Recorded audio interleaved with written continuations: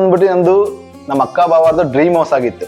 So ಒಂದು dream house ನ construct ಮಾಡ್ಬೇಕು ಅಂದ್ರೆ ಸೊ ನಮ್ಗೆ ತುಂಬಾನೇ ಪ್ಲಾನ್ಸ್ ಇರುತ್ತೆ. ಆ ಪ್ಲಾನ್ ನ ನಾವು ನಮ್ ಪ್ರಕಾರನೇ ಎಕ್ಸಿಕ್ಯೂಟ್ ಮಾಡಕ್ಕಾಗಲ್ಲ. ಅದಕ್ಕೆ ರೈಟ್ ಸೊಲ್ಯೂಷನ್ ಅಂತ ಬಂದ್ರೆ ವೈಷ್ಣವಿ ಇಂಟೀರಿಯರ್. ನೀವು ವೈಷ್ಣವಿ ಇಂಟೀರಿಯರ್ ನ ಕಾಂಟ್ಯಾಕ್ಟ್ ಮಾಡಿದ್ರೆ ಸೊ ನಿಮ್ ಪ್ಲಾನ್ ಪ್ಲಸ್ ಅವ್ರ ಪ್ಲಾನ್ ನ ತಗೊಂಡು ಎರಡು ಕಾಂಬಿನೇಷನ್ ಅಲ್ಲಿ ವರ್ಕ್ ಮಾಡಿ ಅದನ್ನ ಎಕ್ಸಿಕ್ಯೂಟ್ ಮಾಡ್ಕೊಡ್ತಾರೆ. ಆ ಎಕ್ಸಿಕ್ಯೂಟ್ ಮಾಡಿಕೊಡೋದಕ್ಕೆ ಇವತ್ತು ಇದೇ ಸಾಕ್ಷಿಯಾಗಿರುತ್ತೆ. ನೀವೆಲ್ಲ ತೋರಿಸ್ಬೋದು. ಸೊ ಇವನ್ ಎಂಟ್ರೆನ್ಸ್ ಇಂದ ಹಿಡಿದು ಎಂಟ್ರೆನ್ಸ್ ಅಲ್ಲಿ ವಾಲ್ಪೇಪರ್ ಇಂದ ಹಿಡಿದು ಅದಾದ್ಮೇಲೆ ನೆಕ್ಸ್ಟ್ ಕಿಚನ್ ಹೇಳ್ಬೇಕು ಅಂತ ಹೇಳಿದ್ರೆ ಸೂಪರ್ ಆಗಿ ಬಂದೈತೆ. ಸೊ ನಮ್ದು ಏನ್ ಕಾನ್ಸೆಪ್ಟ್ ಕೊಟ್ಟಿದ್ವೋ, ಸೊ ಯಾವ ಕಲರ್ ಥೀಮ್ ಅದಕ್ಕೆಲ್ಲ ಮ್ಯಾಚ್ ಆಗಿ ಸಕ್ಕದಾಗಿ ಬಂದೈತೆ. ಅದನ್ನು ಕೂಡ ನೀವು ಚೆಕ್ ಮಾಡ್ಬೋದು. ಅದು ಬಿಟ್ಟು ಹಾಲ್ ಅಂತ ಬಂದ್ರೆ ಹಾಲಲ್ಲೂ ಕೂಡ ನಮ್ಗೆ ಲೈಕ್ ಡಾರ್ಕ್ ಇಶ್ ಎಲ್ಲಿ ಬೇಕಾಗಿರ್ಲಿಲ್ಲ. ಸೊ ನಮ್ಗೆ ಲೈಟ್ ಆಗಿ ಸೊ ವೈಟ್ ಅಲ್ಲೇ ಬೇಕಿತ್ತು. ಅದ್ರ ತಕ್ಕನಾಗಿ ಇಂಟೀರಿಯರ್ ಕೊಟ್ಟು ಆ ಇಂಟೀರಿಯರ್ ಕಾಂಬಿನೇಷನ್ ಸೆಲೆಕ್ಟ್ ಮಾಡಿ ಅದನ್ನು ಕೂಡ ನಮ್ಗೆ ಫಸ್ಟ್ ಆಫ್ ಆಲ್ ಕ್ಲೈಂಟ್ಸ್ಗೆ ಮ್ಯಾಚ್ ಆಗೋ ತರ ಅವರು ವರ್ಕ್ ಮಾಡಿದ್ದಾರೆ. ಅದನ್ನ ಹೇಳ್ತೀನಿ.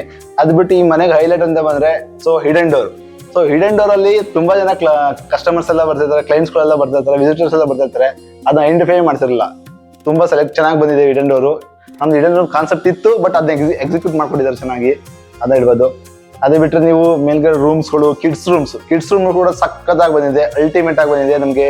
ಸೊ ಪ್ರೊಜೆಕ್ಟರ್ ಸೆಕ್ಷನ್ ಆಗಲಿ, ಅದೇನು ಮತ್ತೆ ಸ್ಟಡಿ ಟೇಬಲ್, ಸೊ ಎಲ್ಲ ಚೆನ್ನಾಗಿ ಬಂದಿದೆ. ತುಂಬಾನೇ ಚೆನ್ನಾಗಿ ಮಾಡ್ಕೊಂಡಿದ್ದೀರಾ. So once again thank you sir.